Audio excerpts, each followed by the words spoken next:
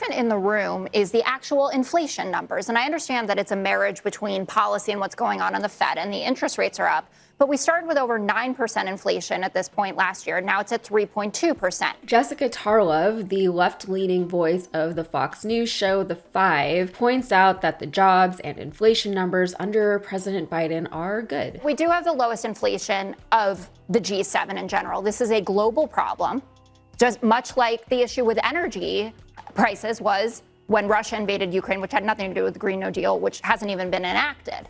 But there are these markers out there. Like, if everything is so terrible, for instance, why does Bank of America, Goldman Sachs, JP Morgan all say we're not going to have a recession now when they thought that we would?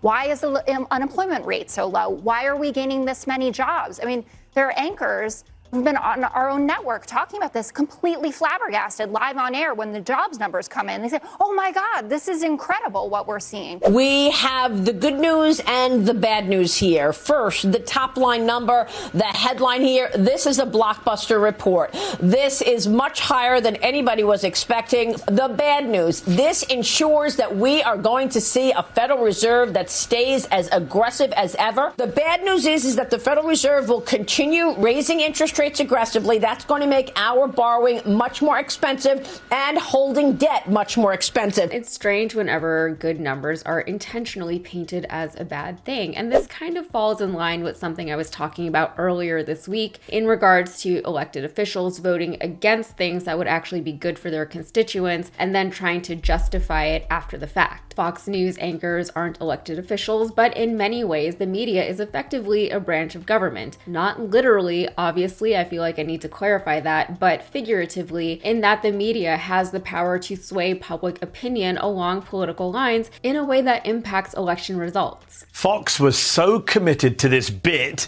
that they even criticized the White House for getting the number wrong. Take a look at that banner on screen. White House misses forecast on lower July jobs growth.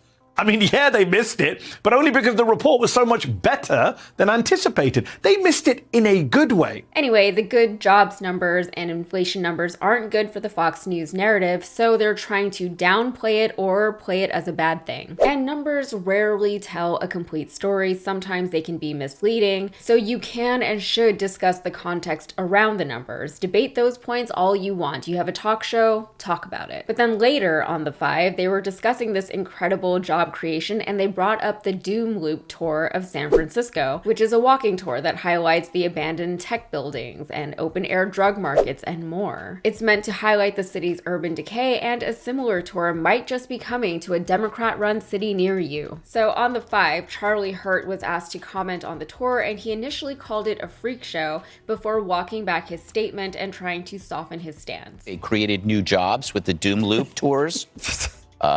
These jobs would not have happened if it wasn't for his leadership. That's really finding the silver lining, Greg. Yes, it is. That's very impressive. Thank you. But you do have to sort of give a nod to American ingenuity. Mm-hmm. I mean, Americans have always, or I guess people of all stripes have always they love horror movies. Mm-hmm. They love freak shows. And that's what this is. It's a modern day freak show, circus freak show. The larger problem here, and obviously it's a huge problem, it's a complex problem, and it's a horrifying problem. You have so many families of all socioeconomic background, all parts of the country who are affected by this.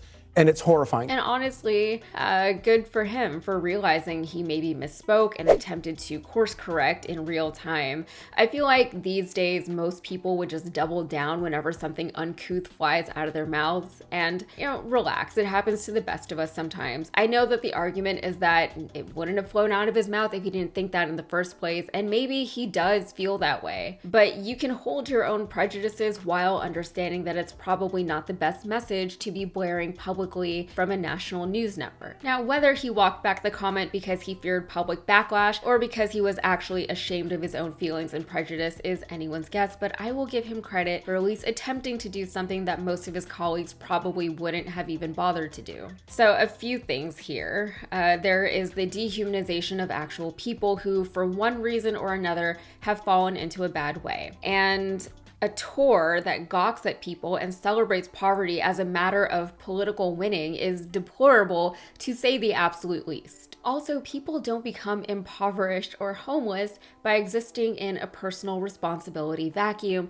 despite whatever Ayn Rand and her GOP sycophants would like you to believe. We know what the housing crisis is like across the country right now. We know what the wealth inequality situation is like. We know what the post-pandemic global economy is like. And we know, realistically, that we can't blame Joe Biden for something that countries around the world are dealing with, especially when he took over this country after the pandemic and the economic repercussions of it were already well underway. Also, we can safely assume that the Fox News viewers who are convinced that every major city across this country and around the world are cesspools have probably never been to most, if any, of those cities. They don't go to cities, they don't know what goes on in cities, and they don't know anyone who lives in the cities. I have a Fox News viewer in my life who was worried when I told her I was going to London. Of course, London's not in the US, but it doesn't matter. It's a big city, so it's scary, I guess. I'm not sure what she thought was gonna happen, but nothing happened. I'm not saying that major cities don't have major problems that need to be dealt with. I'm not saying that at all, but I am saying that the economy is cyclical, and anyone with any bit of critical thinking can understand that the after effects of cultural and political and economic shifts are long-term and not acute. Also, the implication that these effects can only be witnessed or felt in a major city is ridiculous. If you have ever driven through a rural, small town,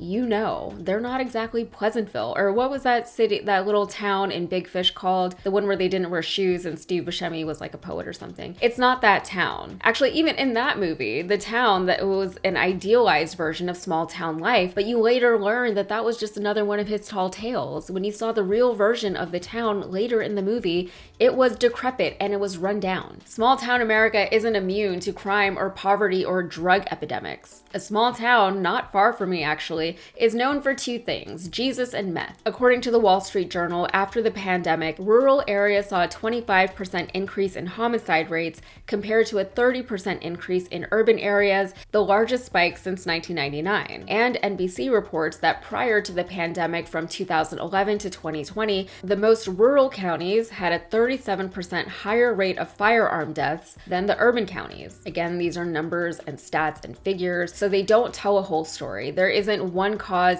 for any of this, and there isn't one guy to blame for all of this. It should all be examined and explored and dissected and whatever, but by examined, I don't mean literally gawking at people. That's not gonna help anything. All right, that's it for me. If you got anything out of this, please like and subscribe to the channel, and be sure to follow me on all the socials. Also, I've got a new podcast out, Modern Context, and it's available wherever you get podcasts, so give it a follow and give it a listen, please. Thank you.